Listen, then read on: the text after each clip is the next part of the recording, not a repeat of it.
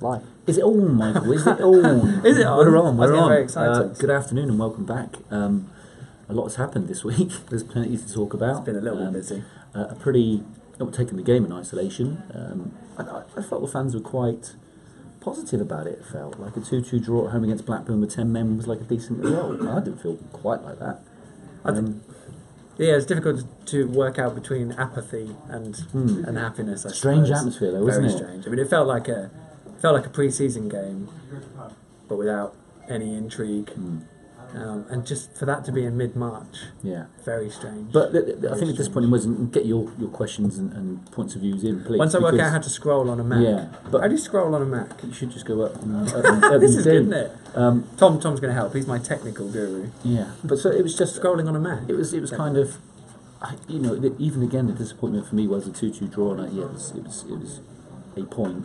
But the teams above them again were dropping points, and it was still, if they'd have won the game, it's still then become 6 points to the playoffs, and it's still an opportunity. So it felt like, again, they've missed out on another opportunity when teams are still dropping points. It was almost odds law, wasn't it? Because you wonder if Alec Neil hadn't been sacked on Friday night, Norwich probably would have won that game comfortably, and then with everyone else dropping points, they'd actually probably only been 4 points off playoff places. I mean, and you're like, oh, hang on. But the opportunity was still ultimately there. But let's talk about Mitchell Dykes as well. Look, it's been great since he's been here, isn't he? But I don't want to say I talked it up on the Pinkham show only last week. But I said he does tend to be a bit of a liability waiting to happen. I understand he needs his passion, he's got his drive, and he wants to get in the tackle, and that's what this team has lacked. But that was a horrendous tackle, and you've taken the incident at Ipswich when it was just a nonsense wrestling to the floor. So he felt like he's one of those players that you can have on your side, but you are going to lose him a couple of times a season for that reason. But I've obviously played a little bit of football. You played a little bit more than me, but you can see what he was trying to do, couldn't you? It wasn't like it was he came in hard. He tried to get in front of the ball, and he just sort of mistimed it, and it was just awkward and clumsy. It wasn't like he lashed out. No, I think he's tried to put his foot over the top of the ball to then protect the ball as it came across. But you raise your foot over the top of the ball anytime now when the defender's coming your way, you're likely to get some kind of retribution, aren't you? And unfortunately, it caught him, and it caught him bad. So he was a lucky boy to come unscathed, really. But yeah, it was for me, it's a game that, again, it's just another kind of missed opportunity in a very strange atmosphere. But again, people at home, do you believe that they've got someone lined up, or do you think it was literally right? We've made a decision to sack Alex Neil. Now what do we do? Who are we going to go and look for? They must have ideas, mustn't they? They must be. Well, I think Ed Ball sort of said it on Saturday before kick-off, because we all got the chance to speak to him, which is good. It doesn't happen that often, but when they're going to wheel out the board members when something big happens. And I get the impression, clearly they know who's about, who's available, but they probably haven't got to the point where they genuinely want to get their shortlist down and start approaching people. But that's an issue, because Derby saw Norwich had sacked Alec Neil. They thought, well, it's not working with Steve, and if we want Gary Rowett, we better do something about it now. And they're probably going to sack Steve McLaren, appoint Gary Rowett in the time it's taken Norwich City to, And do you think that's a problem that Norwich have had then? Is they don't move too quickly when these situations happen, unless they have got someone lined up already and they're waiting for things to happen? Because you say about who's available, but in my eyes, when you football, everybody's available, really, aren't they? At the right price and at the right approach. It's I was having this conversation with Chris Gorham actually today. David McNally said, when he used to be at the club, you should always know who your next manager is going to be, who you want to be in post. Now, for me, I think the board have been so resolute in their backing of Alec Neil that they only just got to the point where they didn't want him anymore on Friday. To now think about who they genuinely want and put in. And that's what it felt like to me. They were saying about people saying it's bad timing the way that Alex Neil was sacked, but I genuinely think they went into that board meeting undecided as to what they were going to do. Came out at the end of it thinking we're sacking Alex Neil, we've got to do it now and move quickly. So that's what it felt like to me. But do you think the whole restructuring behind the scenes is a problem as well in terms of delaying and preparing for the future? Yeah, I think that's exactly what they're doing. They've got to work out how they want the club to be restructured. But again, it's a lot of fiddling when things really just need to be sorted as quickly and as efficiently as possible, so you get the best scenario. But does it now? Is it the case of that? Do you think that it's also like the board and they've resigned themselves to the fact that this season isn't happening? We're not going up. Let's take our time in preparing for next season to make sure we get the right man, because players are going to. I mean, Dykes, as much as we love him, he ain't going to be here next season, is he? He's not going to be here next season if Norwich stay down. Are they going to cash in on Johnny Howson, someone like that? Naismith, Ruddy, all these players are likely to maybe at least be up for talks in the summer or leaving. So the new managers needs time to even begin to think who he wants to bring in, doesn't he? I'd say so. Let's get some comments in. We've got some good questions here, although Jake Watson has also posted one as well. He has a scenario where Jake and Ryan, who's of course junior sports guy for the TV, I presume he means that Ryan, are in a burning building and you have time to save just one of them. Who do you save? Well, that's about football, so that's good. Robson, should we just let them? We'll let them both figure that out themselves. They'd have to break help each other anyway. But there's some nice light relief from the football. Save themselves. Yeah, what do we have they to can say? figure them out. Yeah. Anyway, back to the football. Robson Summers, last chance for the board to get the right man in. It cannot be the cheap option again. And that's, but was Alec Neil the cheap option? Because not in the end. Not in the end, no. And he was well paid. I mean, people wondering if Norwich can afford to pay any manager they want to bring in. Ultimately, Alec was on a pretty good contract himself, and it might be a different scenario now. They're going to play in the Championship for a second season, but I wouldn't necessarily say it was about the cheap option with Alec. But Norwich traditionally have gone for that up and coming manager, a little bit of an experience, perhaps. That's what we're talking about, Gary Rowett and things like that. So is that what they will continue to do, or will they break the mould a little bit? Because it feels to me as if the minute the club are trying to think in a different direction. That's what it feels like to me. If they're slightly thinking, look, we've not got it right over the last couple of years. What are we doing wrong? How can we change this? And perhaps a big name coming in as a manager will, first of all, get those players who are currently in the squad playing, and attract those other players to the club as well. Because as well as Alex Neil did at the time he was here for the first year or so of the playoffs, is he an attractor of players? Which sounds silly, but sometimes a manager can be that one. The contacts you've got, the kind of the respect you've got within the game, that does help. So, but I think we'll go the other way again. Well, to me, I reckon they'll be okay with the head coach appointment. When they've needed to bring, they've obviously made some dodgy appointments, but they're thinking more often than not. You can understand their logic. I think I'm more worried about the restructure and them fiddling with that and not getting someone in from outside who can maybe properly shake things up. But we're going to find out this week. But I just fear that we're going to end up with people who are already at the club. They're going to change the sort of rules. And that's what you're saying. We're going to find out this week. Like there's going to be this big announcement. But I mean, is it going to be Steve Stone as financial director, Ricky Martin maybe in another role, and a director of football coming in that we probably already knew was going to happen? So that may well be it. Is it, or is it going to be? Is it going to be kind of not groundbreaking, but something completely different for what Norwich do? What do you think in your heart of hearts? I think we'll be seeing Steve Stone and Ricky Martin in midweek, and then that's what I honestly think. And then it's a question of whether that Ricky has an overseeing football role, or whether they do then bring someone else in that they want to sort out. And then obviously the head coach will take care of it itself. And not all of these comments are appearing, Tom, because I can't see them all, so that's good. But Jim Taylor, what about that one? Unique experience this time. I know everyone goes on about Wright and what job he's done, the Wolverhampton again, and what he's done. All I know is he needs someone who will shake things up. And that comes down to the character of the manager, doesn't it? Being able to shake things up. Yes, but they've got to decide who they want to keep and who, and also the resources. But it's not just about deciding who you want to keep either. It's the fact that some of those things will be taken out of their hands because the finances, the football club will basically say he needs to go if we can. These are the ones we've got to try and shift because we can't sustain what they're on in the Championship if we stay down. So there's going to be other factors involved, isn't there? Yeah, there's a lot, and they are going to be having to work with someone who's going to be in a role as a director of football or a sporting officer, something that has an overseeing role. As Russell Martin said, they want to take the fact that the manager has overarching power, and therefore as soon as the manager, because as we know in the Championship you're ditching a manager every 18 months, you don't want that swift transition. So you think the long-term plan is to have a director of football in place for a long period of time, exactly. And managers, and a head coach, as some have done. Managers come and go, and it's true. It's a very evolving game now, isn't it? Players turnovers quick, managers turnover is quick. But I suppose the structure of the club behind the scenes needs to be resolute and structured for a long period of time, and you just change those positions as and when they come.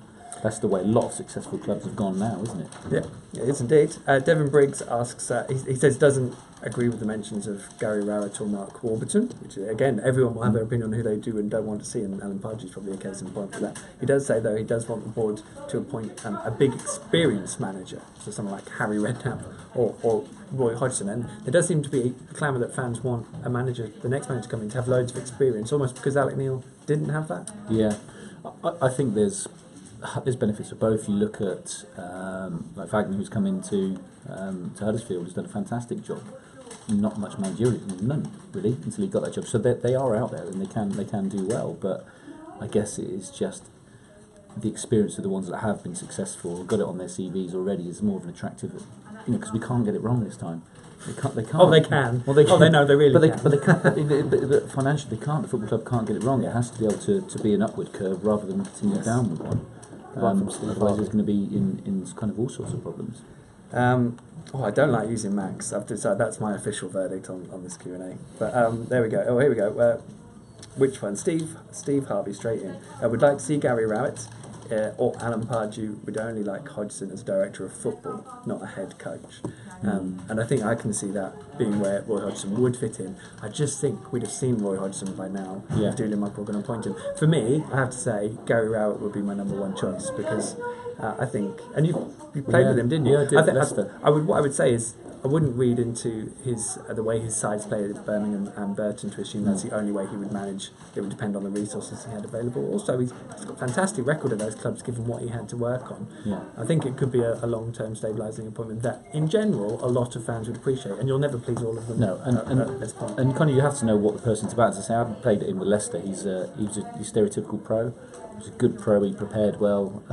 He left all the analytics. You had more about he ate you, well did with you? nutrition. You had more about you? He loved the night out as well. So he's got all of it. But he's very methodical. You know, he's that type of person that will make sure he gets things right. And being a defender, I also think it helps because the one thing that Norwich struggle with is defensively, and I think he's good at building teams from the back and try not to concede goals, which is our hugest, biggest, most monumental problem we've had this season. And the Roy Hodgson thing I think is okay, but again I think it's in terms of contacts, who he knows, the people he knows, the contacts he's got within the game. I'm not sure I'd want him actually having any role within the football or overseeing who comes into the football club. I think it's more of a, could they use him for his contacts rather than actually having a say in the kind of directorship of who does come in and who doesn't. I just think he's perhaps a sell-by date, that's probably the wrong thing to say, but I think he's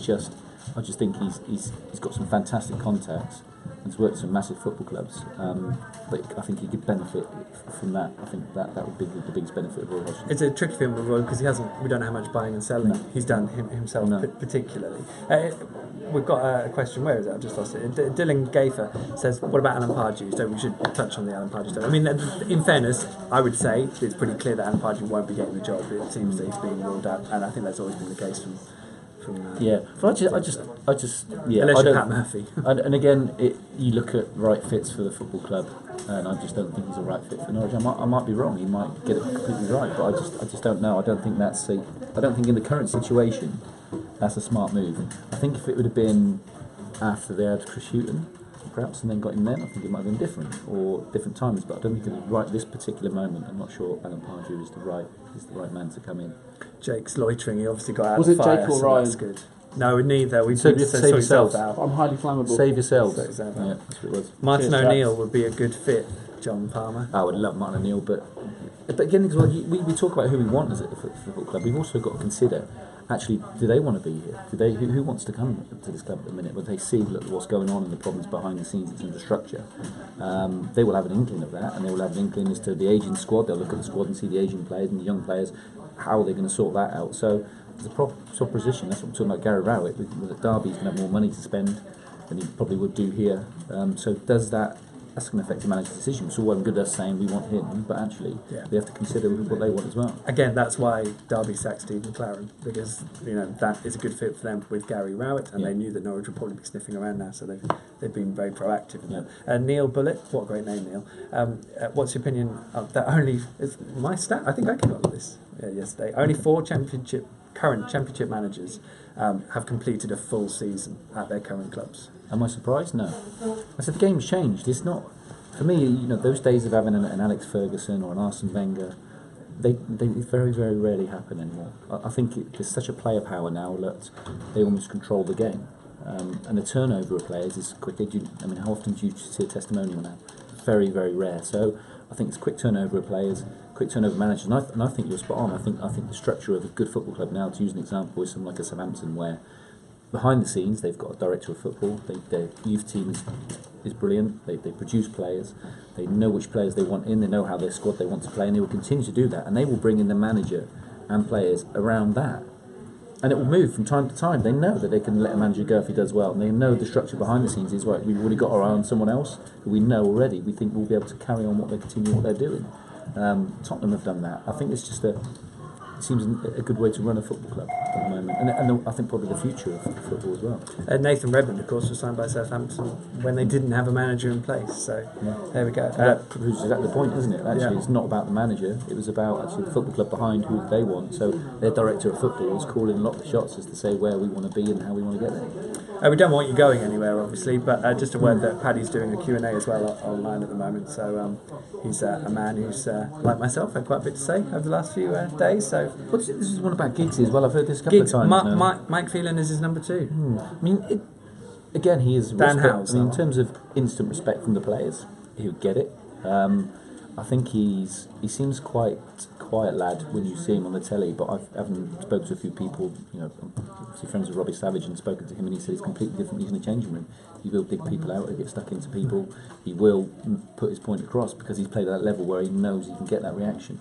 So, would it be a decent appointment? Only time would tell, but it would certainly, I think, make people stand up and take note. I mean, a lot of people obviously criticise Alec Neil for his lack of experience, which I guess, and clearly Ryan Giggs has done so much in the game. And I guess, again, if you've got that director of football backing that structure around him, it maybe does lend itself to someone with less experience to be able to coach. Yeah, possibly. Yeah, manage. But that's the thing. What it's about nowadays as well.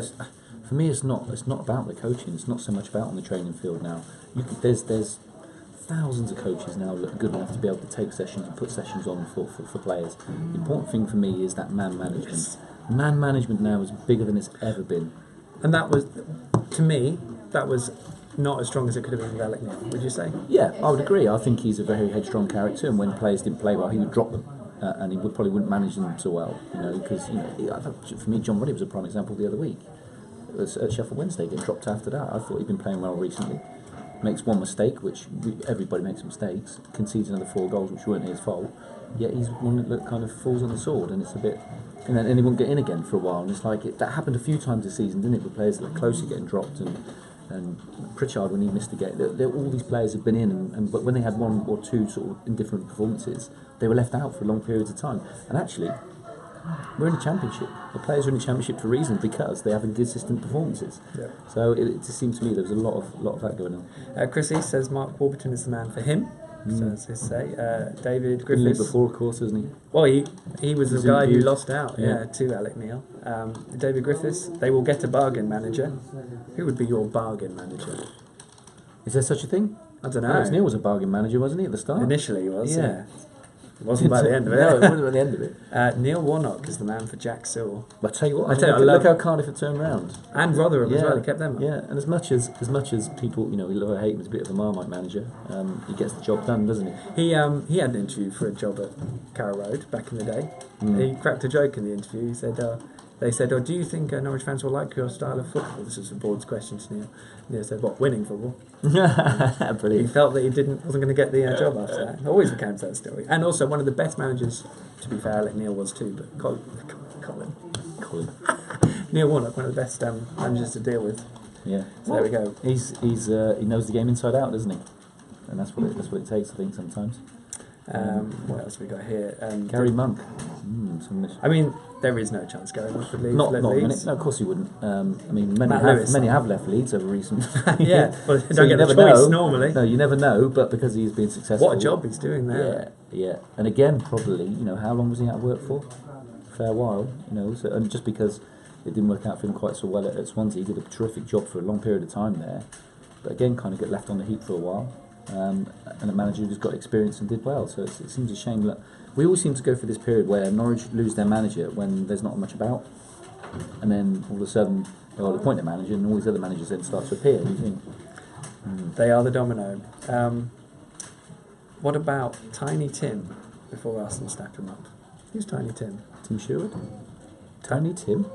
Don't know who Tiny Tim is. Who says that? John Morley. John Morley. Give us an idea Tiny who that Tim? is. Tiny Tim. Unless we're being a bit dense. Stupid, yeah. Barry, I should read the comments first, that's why. Barry Raspberry, I hope that's your real name, that's a wonderful name. Rowett would have been a good choice.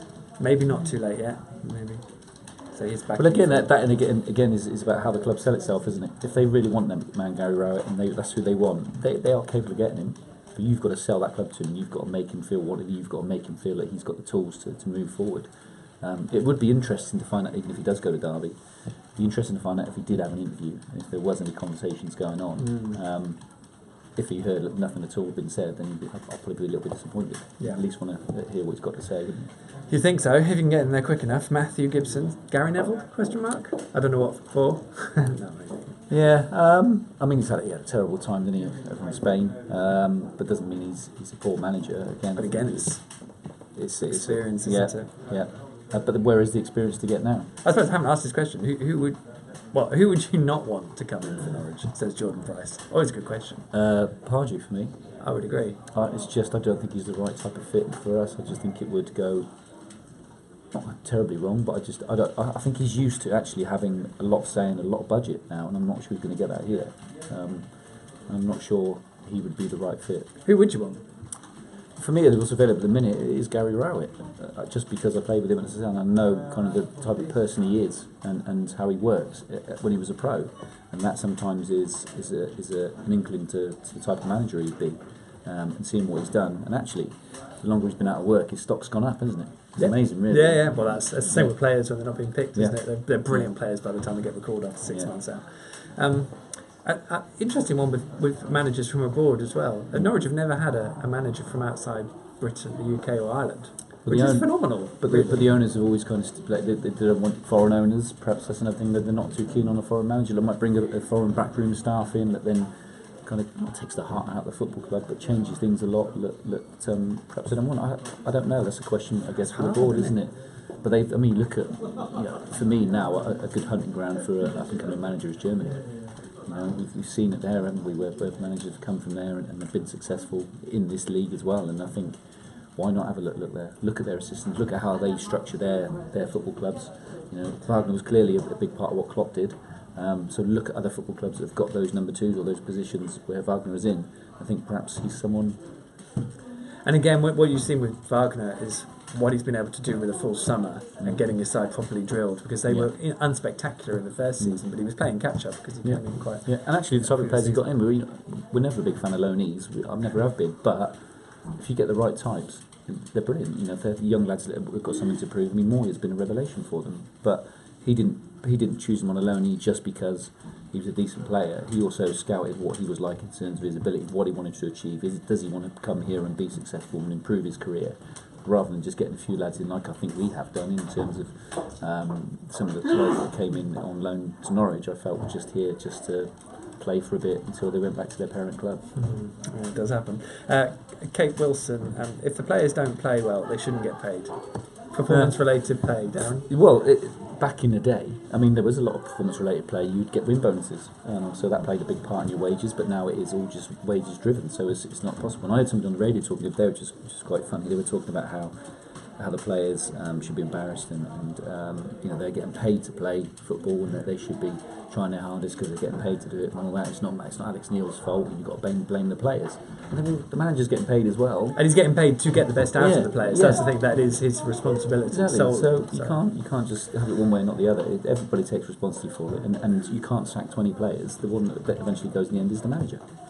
I guess they have a degree of performance-related play in terms of their bonuses and things, don't they? But perhaps, yeah. I think positional in a table, you would. Very, very small. Promotion bonuses and things like that they had under Paul Lambert especially. Neil Bullitt says, Mick McCarthy, question mark?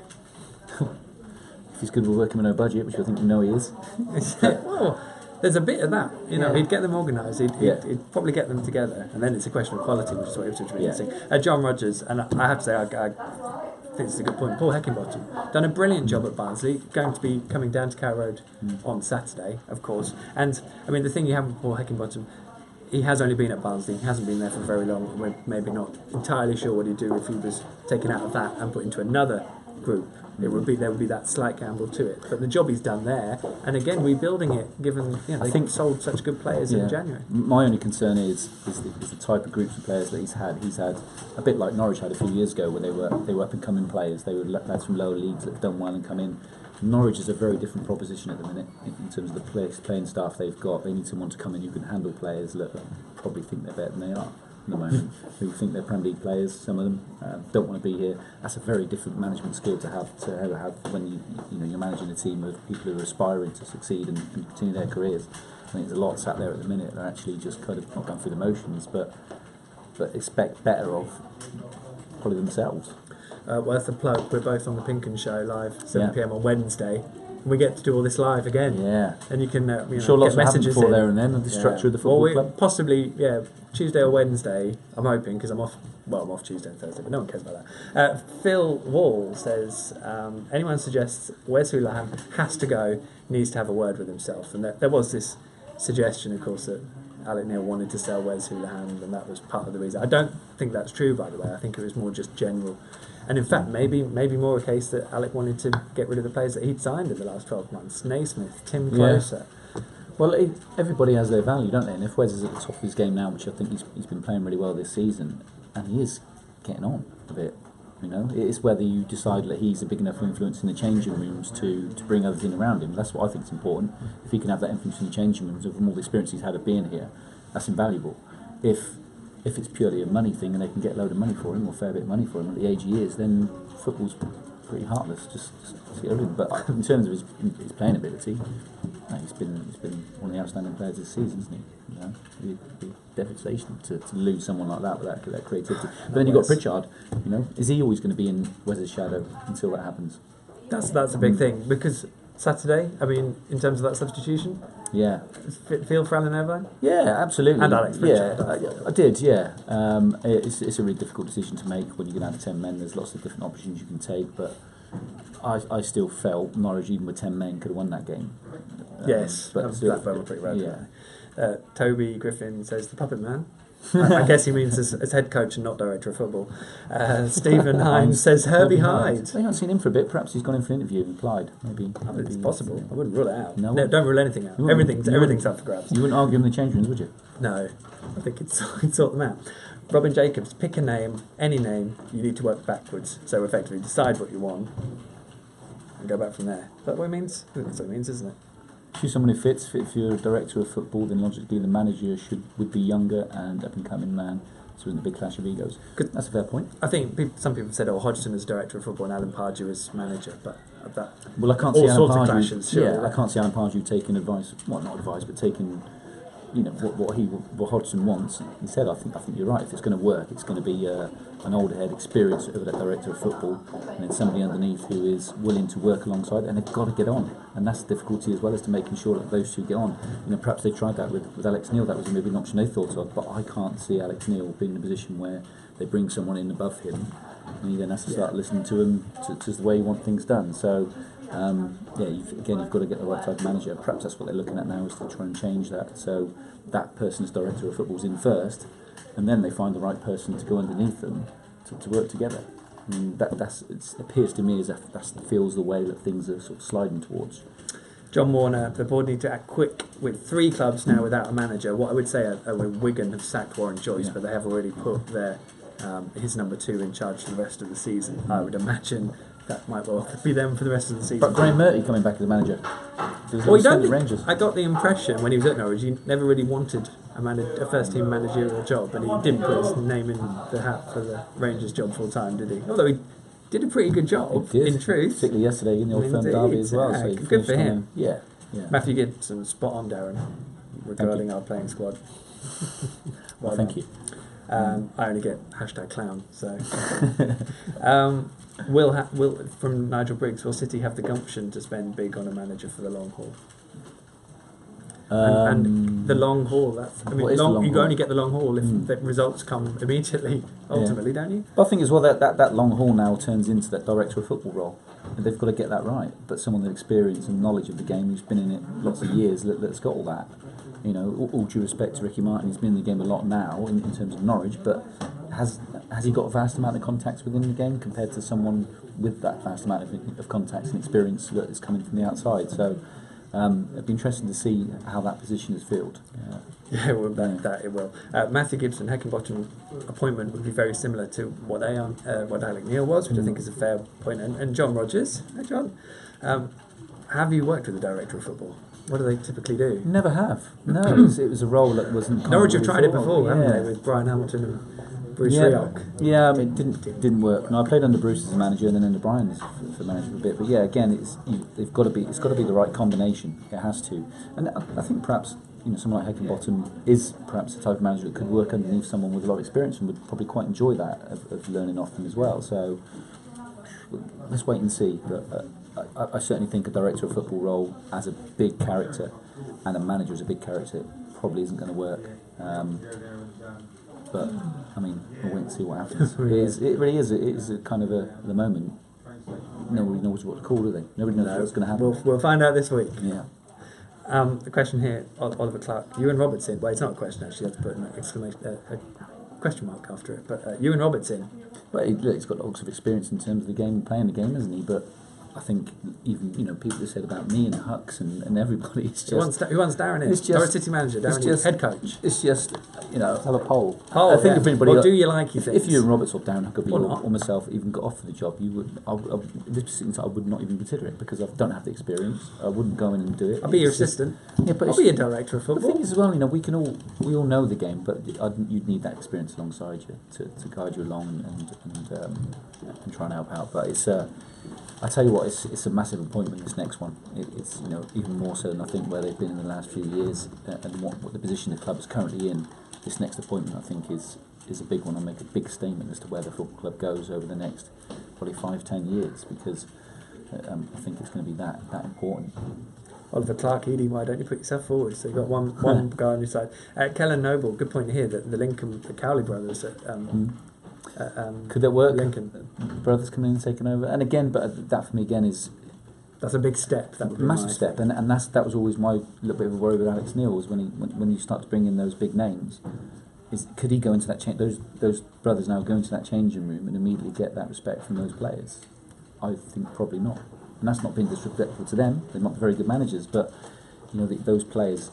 The group of players in Norwich got the minute need to respond to someone who's got that experience and has got that knowledge because they're stuck with them at the end of the day. They're stuck with those players for now. They can't change the whole squad, so that next manager's got to be the right one. Colleen Carr, was it that one? No, that wasn't the one I saw, was it? Or has it changed? Yeah, sorry, Jordan Bryce was the one I wanted to mention. Would you go for an international manager, someone like Roger Smith? Now, I've got to be honest, I find it really hard to keep track of all European football managers because it's so consumed by the Championship. So at this point, you get lots of names being mentioned, like, oh, okay, you probably have to dig around to see what they've done. But as I said, we're not entirely sure that the board would... Because they would have to go out and seek these guys out, you would imagine, rather than having people coming to that. And I don't think we've got a big enough scouting network or contacts within Europe to even make that happen. And I think as well, Norwich would do that if that manager had came to the UK or England and managed and was successful. I think they would then look at him then. But I'm not sure they're the ones going to go out there and take him first time to bring him to Norwich, which, who cares? I don't care what I'm saying. If he's a good manager and he can get that out of the players. But that's it, isn't it? That's exactly it. Yeah. Adam Harvey, is the scouting and recruitment going to be looked at over the summer? Well, I would hope hope so. For a while, and I guess that is going to be a crux of this restructure we're going to hear about this week. Yeah, it has to be. It's got to be the main focus, really, because you can have the best manager in the world, but you can only put out on the pitch the players you've got, and you find that any level. You put Alex Ferguson in charge of someone who's struggling really badly, you might get a little bit more out of them, but he's not going to make them into world beaters. So recruitment is hugely important, and it's not just for me. It's not just about recruiting. I think the mistake that's been made in the past is they've recruited players on stats and numbers and pass completions and running with the ball and all that type of stuff. When actually going out and getting some eyeballs on them and seeing what their characters are like when things are struggling. Maybe not enough weight given to that part. Then. Yeah. So surely they would have seen the players. They would have seen them play, yeah, but certainly their characters, the character side of it, and that's where you can't find that in stats. So that's where you got to get out there and do your real homework. Darren, what are the 3 main qualities you look for in a manager? From Robin Jacobs. Well, I played under a few, especially at Norwich, but the best manager I probably ever played was Martin O'Neill. And without doubt, the reason Martin O'Neill was so good is because of his man management. he was just brilliant at it. He never took any coaching, never took any training. Same as Paul Lambert. Yeah, I wouldn't. Do you know? I wouldn't want my manager to, and I'll tell you why. Because it becomes too.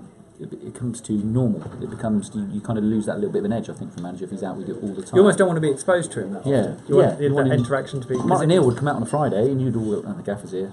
And he'd stroll about, and he'd have his head down, and then he'd do a little bit, and then. But you had good coaches that would coach you all week, keep your fitness up, and work on the structure of the team. But then on Friday, he would come out and take the session to how he wanted it for that Saturday, and he was just a brilliant man management, and he would treat every single player differently. He knew there was players that he could absolutely lambast and get stuck into them, and they would play better for him. Yet there was some he knew if he did that to him, they'd just melt. So he'd put his arm around them and tell them the best, even when they were having a shocker. So he's just very good at band management, and that for me is key. That is absolutely key. Man management. Completely agree. Chris Kinsman mentions Martin and Naismith both still getting called up for Scotland. They were called up this morning. I think that was confirmed. Not much to choose from, have they? All right. No, I don't mean about those two in particular. They, I think they still wanted it, but I mean, they've not got a huge amount of players to choose from in Scotland, have they? Or probably very much to play for. And actually, that type of thing is Naismith and Martin both going away and getting away from the humdrum of what's going on at the moment can actually a break like that can do you good. I mean, I knew when I used to go away with internationals, you'd come back if you had a decent result or been away and had a good time, you come back buzzing. So it can lift you. It can really lift you. So hopefully we'll get a reaction from them as well. And Robin Jacobs with a follow-up question, and effectively on the back of what you were saying, coach is therefore just as important as the manager, because if you've got the guys coaching the other side, and that's Norwich's defensive record has been shocking for 18 months to me. It wasn't so much about the personnel, because it was always much for muchness whoever came in. Yeah. It was the organisation of the side, the fact that they were too open generally to be able to defend properly. But this is what I've been saying. For a long time I've said that there should be sort of position-specific coaches in football clubs. They do it in virtually every sport, American football, rugby. There should be a defensive coach who works on the defence. There should be a midfield coach. There should be winger coaches, centre-forward coaches. They're all working with these players individually to get the best out of them.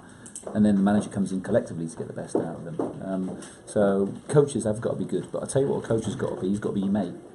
It's the biggest thing you've got to have as a coach. I played under quite a few. Yeah, they're like a mentor, I suppose, aren't they? So what someone you could feel like you could tell him if you're annoyed or you're upset about what the manager's not picture. You could feel like you could actually go to him and say, "I'm my guide." Because you couldn't be you could say it to the manager, but you felt as if he becomes more of your friend. And just good sessions.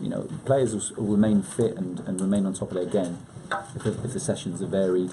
You get the best out of them, Someone's making a gesture there. I'm not not sure sure what it was. was. Oh, but we've got more questions. Right. I was going to say a follow-up, but I can't remember what it was. But yeah, managing Ian Culverhouse. No, that's what I was just going to say. Is the point? We obviously asked.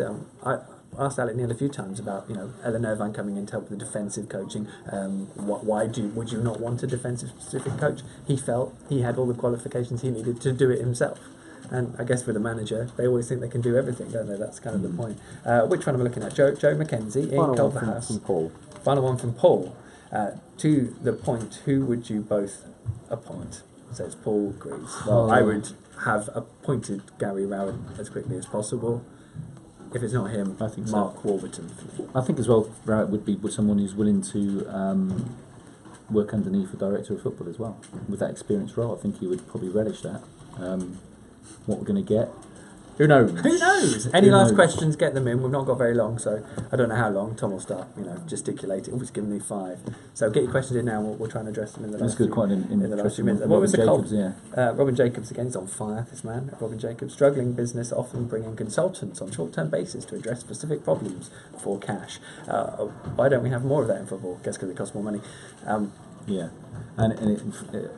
consultants, do they care about the club? It's harsh though, because we've had it before. Headhunters, that worked well.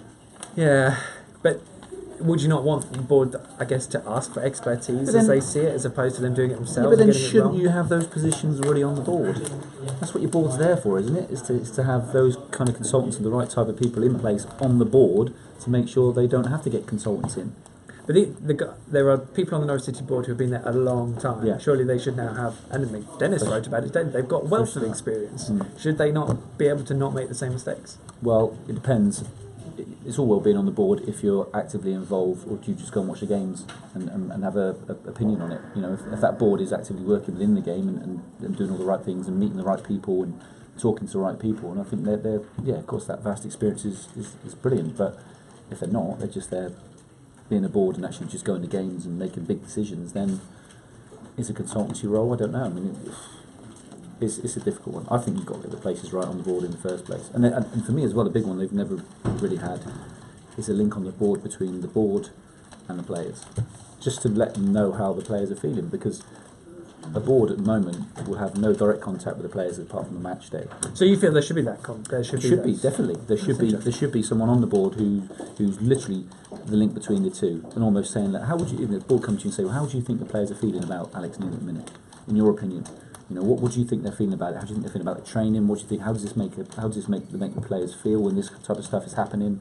How should we go about this? What do you think? You don't have to take any advice, but actually that type of advice could be invaluable to say that the players at the minute, I guarantee you, I could have told you after doing that bad run, some of the players will like him and some of them will get shot with him. Yet they probably might not know that, you know. So I think it's an interesting role for someone to fill is that link between the two, just from a player's point of view, how they might be feeling and what they think is the outcome will be, and how you could get the things to change. David Gayfer says thinks Darren Eadie should be our coach. So I don't know whether he means head coach or a coach. Get your coaching badges out. Go on, do it.